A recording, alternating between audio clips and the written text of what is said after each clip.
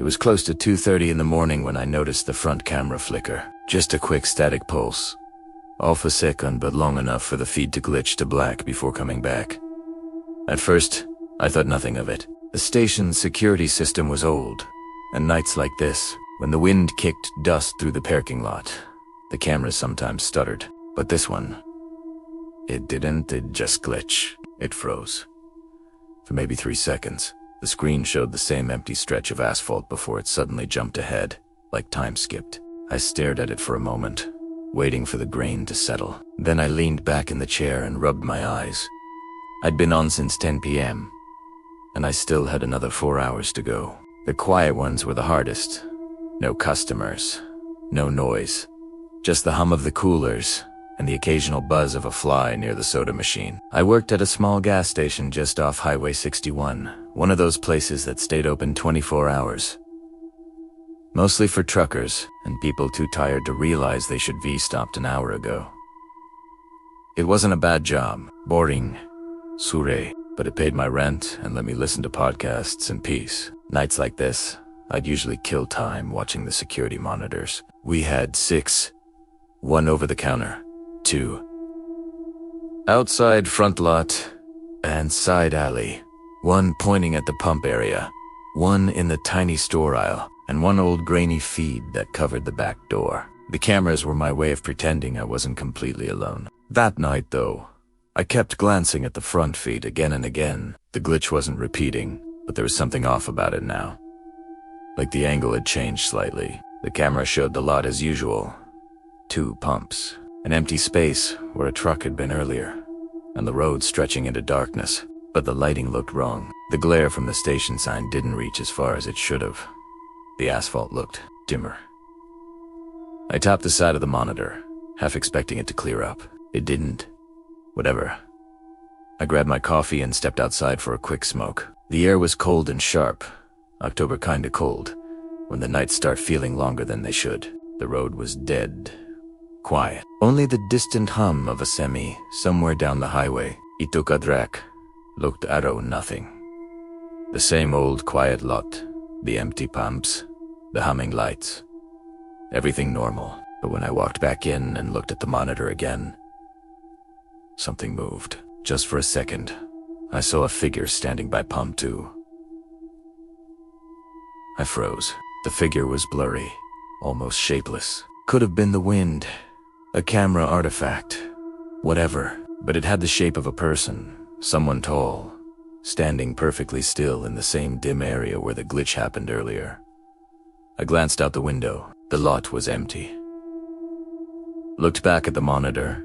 Nothing there. I checked the playback.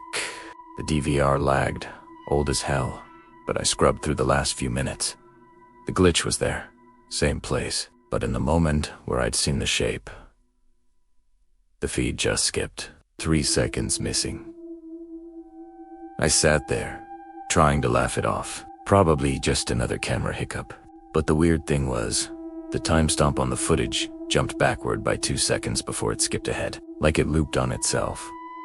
I felt the air in the store shift a little. You know that subtle moment when everything goes to quiet. The hum of the lights, the distant sound of cars gone. It felt like someone muted the world. Then the bell over the door rang. My head snapped up, and for a second, I thought I was about to see someone walk in. But the glass door was still closed. I stood up, walked around the counter, checked outside. The motion light above the door was on, but there was no one there. When I came back in, the bell jingled again. That's when my stomach tightened. It wasn't the usual ring from someone opening the door. It was softer, slower, like someone brushed their fingers against the bell itself. I turned to check the monitor, and the front camera feed was completely black. All the other ones were fine. Alcam showed the chip rack. Batcam showed the mop bucket. Sidecam showed the alley. But the front feed, total darkness. Then it flicked back on. The angle had shifted again. This time, it was pointed slightly downward, toward the glass door. And right there, in the reflection of the door, was something that made my skin crawl. A faint outline. Just a human shape standing outside, right in front of the glass. No face, no features, just the dark shape of someone standing too close. He spun a hound. But the door was empty. Outside, the lot stretched silent and bare under the flickering lights. When I looked back at the screen again, the figure was gone. I could feel my pulse in my neck. The back of my head buzzed like static. I reached for the phone to call the owner, but stopped halfway. What was I even going to say? That the camera's reflection was haunted. He'd laugh, tell me to reboot the system.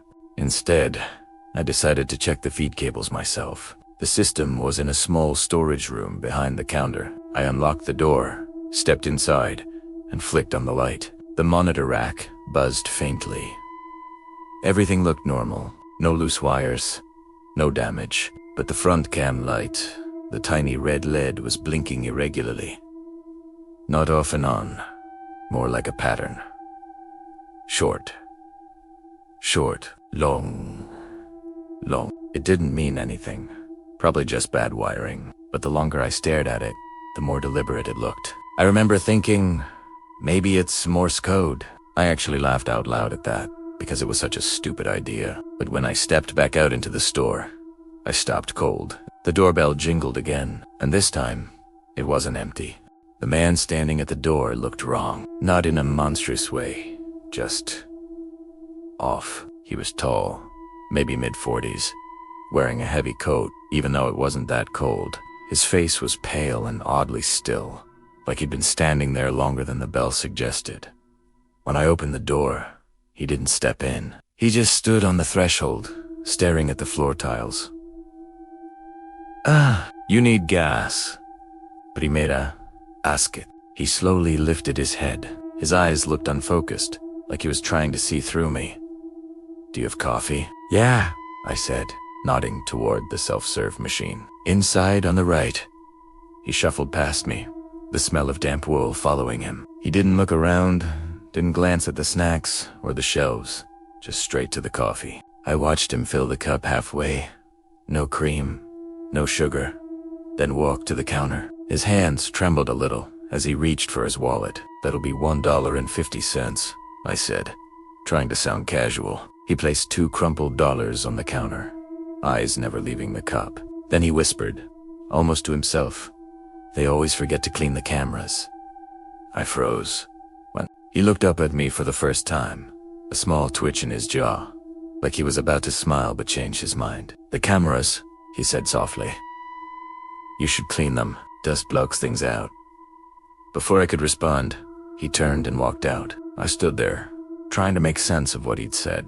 Dusty hadn't even looked at the screens. When I glanced at the monitor wall, the front camera flickered again. Static rolled over the image for half a second, and then, for just one frame, I swear I saw the man standing at Palm 2 again.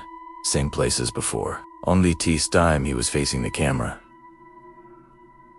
My stomach dropped. I spun toward the window. Empty lot. Looked back at the feed.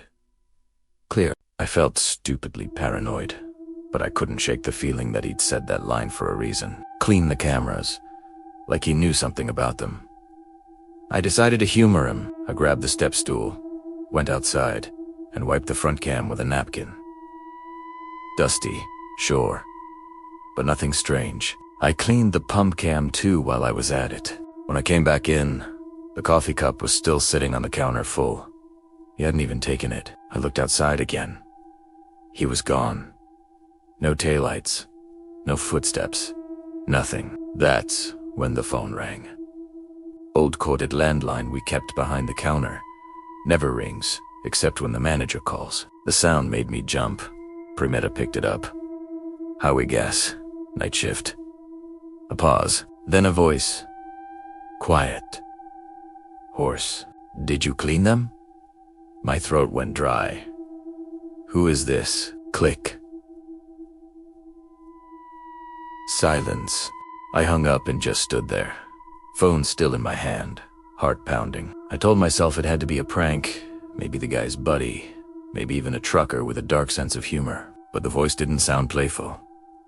It sounded tired, like someone who'd been awake for days. I put the phone down and checked the security footage again. All 6 feeds were running now. No static, no skips. The man was gone, the lot empty. But when I rewound the footage to the minute he left, the recording showed something else entirely. He never walked out the door. In the footage, he fills the cup, sets it on the counter, looks at me, and then the screen flickers. When it clears, the door's open, and he's gone. No transition, just there 1 second, gone the next. I stared at that frozen frame for a long time, trying to rationalize it. Old cameras glitch all the time. Maybe it cut out right as he left. Maybe. But when I looked closer, I noticed something in the reflection of the cooler behind him. A faint, tall shape standing outside the glass door. The same shape from before. It wasn't him. It was too tall, shoulders too broad, head slightly tilted. The clock ticked past 3:10 a.m. That was usually the deadest part of the shift. No cars, no noise, no movement, just time dragging its feet until dawn.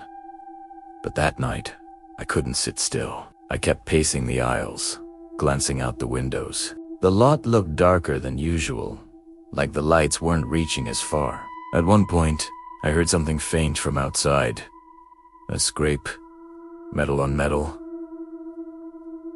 I checked the pump feed. The angle caught the sound source. Pump 2's nozzle was moving, swaying slightly in its cradle, like someone had brushed past it. No one was there.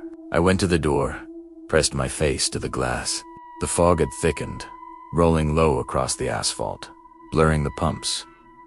I could barely see 20 feet ahead. I was about to step out when I heard another sound. Not from outside this time. It came from the back room. A soft click, then a slow creak, like the maintenance door hinge moving under weight. I turned around. The light inside that room was off. I'd locked that door earlier. I was sure of it. The creak came again, followed by a faint metallic tapping. I walked toward the counter, keeping my eyes on the hallway. Hello? No answer. I picked up the flashlight we kept under the register and switched it on. The beam cut through the dim aisle. My own reflection in the cooler door startled me. Probably the wind, I muttered. But when I reached the back room, the door was open 2 inches. Something moved inside, a shadow shifting just out of the flashlight's reach. I stepped back, hand shaking. Hey! Who's in there? No voice. Just that tapping sound again. Steady, rhythmic, like someone's fingernail on metal. I nudged the door open with the flashlight. The beam swept over shelves, cleaning supplies, the DVR system, all normal. Then it hit the far corner. The back door, the one that led to the dumpster area, was slightly ajar. The metal latch was bent. I swear, it wasn't like that before. The tapping stopped. For a full 10 seconds, everything was still. The only sound was my breathing and the faint hum of the cooler outside. Then, as I lowered the light, I noticed something on the floor. Small, wet footprints. Bare, leading from the back door toward the DVR rack. The footprints stopped right in front of the DVR cabinet. They were small like a child's, but longer somehow, stretched out of proportion. Each one glistened under the flashlight beam, the water seeping slowly into the concrete. I crouched down. The puddles weren't just wet. They shimmered faintly, like oil. That smell hit me again. Damp wool, old metal, something faintly electric. I wiped the sweat off my palms and stood up. The back door was still cracked open, fog curling in through the gap like smoke. I pushed it shut. Hard. The latch groaned but held. When I turned around, the DVR lights flickered once. All 6 camera feeds went dark, then came back on. Except one, the indoor feed, the one showing the counter where I stood a second ago. That screen was now pure static. I tapped the side of the monitor, thinking maybe the cable was loose. The image blinked for half a second, showing something that froze me in place. It was the same shot of the counter, except there was someone standing behind it. Someone in my uniform. They were facing away, shoulders hunched, hands resting flat on the counter like they were watching something outside. Then static again. I checked behind me. Nothing. The counter was empty. I replayed the feed back a few seconds. The system's clock was off by maybe 30 seconds, so I scrubbed carefully until the glitch repeated. The figure appeared again, clear for just 2 frames before the video broke. But this time I noticed a detail I hadn't before. In the reflection on the glass door, something else was there.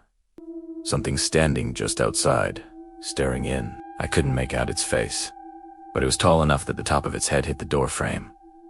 And whatever it wasn't moving. My throat went dry. I killed the monitor feed and backed out of the room. When I reached the main floor, the bell over the door chimed. I jumped so hard, I nearly dropped the flashlight. The door was closed. Nobody had come in, but the bell kept swaying like it had been pushed. My pulse was pounding in my ears now. Every instinct was telling me to leave, to grab my keys, lock up, and call the manager from the road, but I couldn't. There was something about that footage. Something that didn't make sense. I needed to see it again, so I went back to the DVR, rewound further, about 5 minutes before the glitch started. The camera showed me pacing behind the counter, checking the pumps. Nothing unusual.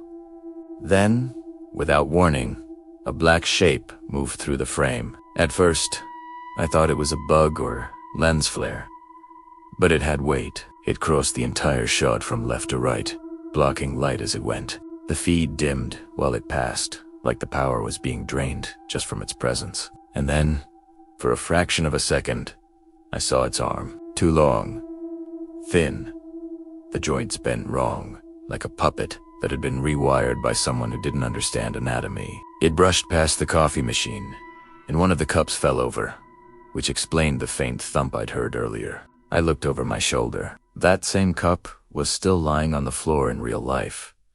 No wind, no vibration. It had just fallen. I closed the door to the back room and locked it. This time, I tested the handle twice to make sure it stayed shut. Then I went back to the front counter, sat down, and stared at the dark parking lot. The fog outside had thickened into a white wall. The lights barely reached the pumps. The air felt heavier, like the pressure had dropped. I turned the radio on static, not the normal kind either. It pulsed, almost like breathing. I switched channels.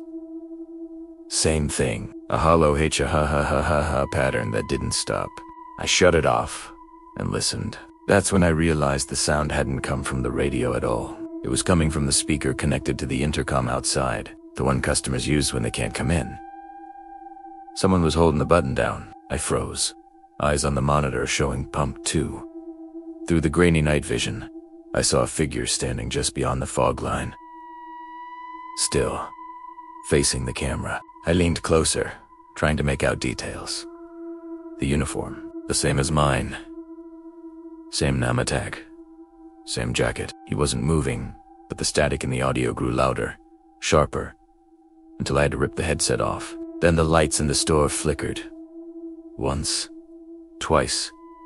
Then everything went black. I don't know how long I stood there in the dark. Maybe 10 seconds. Maybe a minute. I could hear the hum of the fridge dying, the faint ticking of the clock. Then, from the other side of the door, a voice whispered, "Clean them."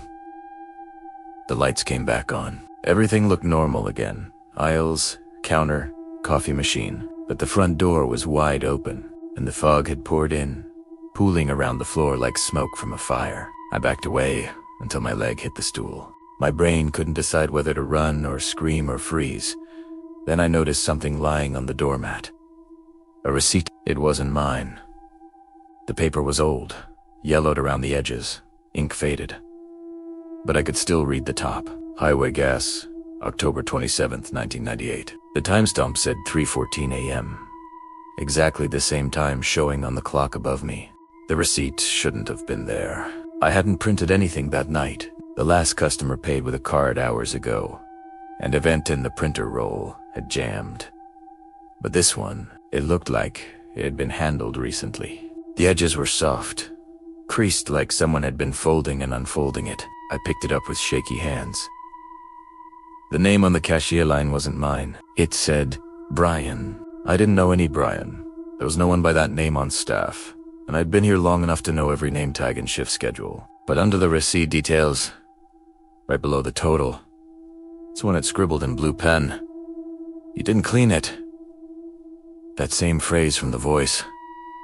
I dropped it, like it burned. The air felt colder suddenly, like the AC had kicked on, but the vents were silent. My breath fogged faintly when I exhaled. I turned to the glass doors. The fog outside was thick enough now that the road had vanished completely. Even the sign lights looked dim and swallowed. Then the motion sensor it pumped to lit up. A soft white glow pierced the mist, catching something that moved, slowly, mechanically, toward the pumps. I squinted at the monitor. The figure was back, same uniform, same posture. But this time the head was tilted at an odd angle, like it had been hung on wrong. I reached for the phone. Line was dead, just a faint hum in the receiver, rhythmic and pulsing. I grabbed my cell, but there was no signal. Not even one bar. That had never happened here before. The intercom clicked again. Static filled the speakers, but under it, a faint sound pressed through a dragging noise, like wet fabric being pulled across tile. Then, that same voice again, only quieter. "Clean them."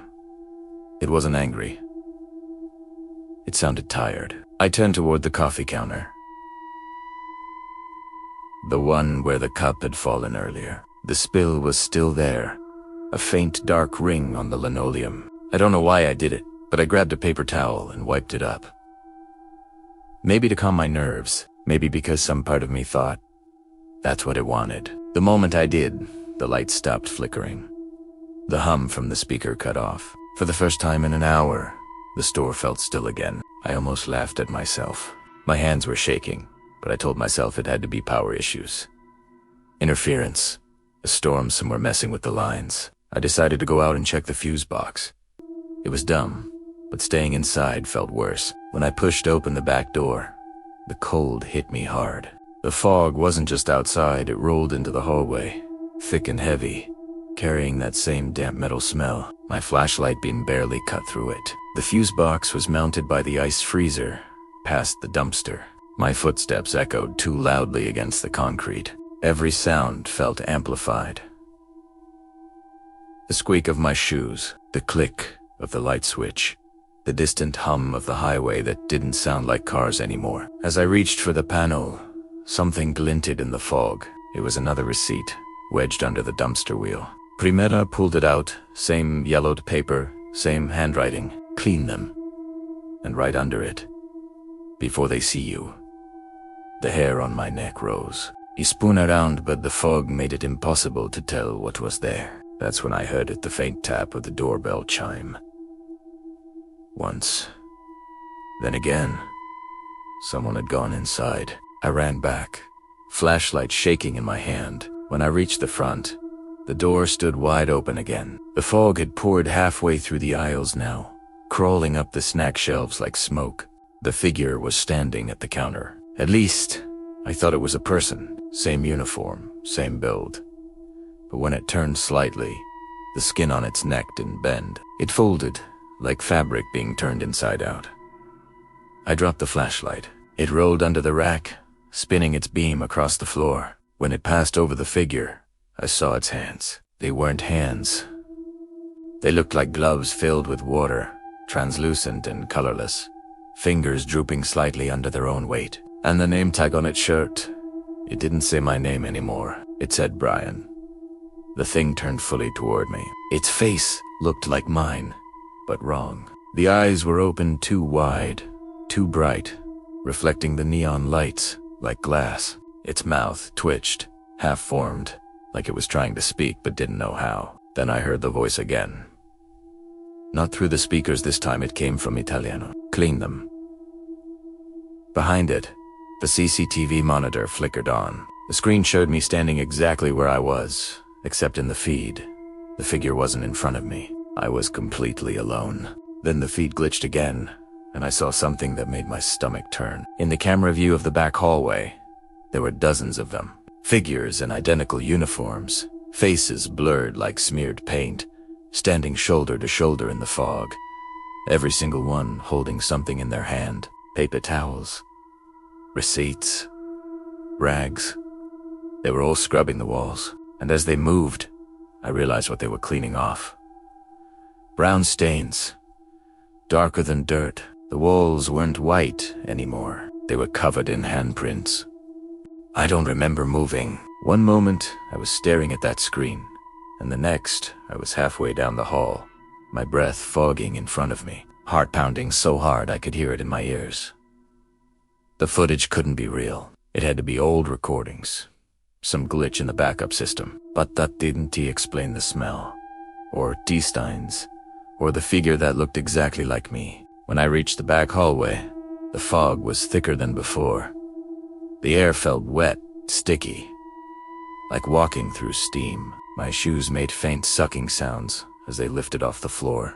The walls looked pale gray under the flashlight. I took a few steps closer, and my stomach dropped. Those weren't stains. They were handprints.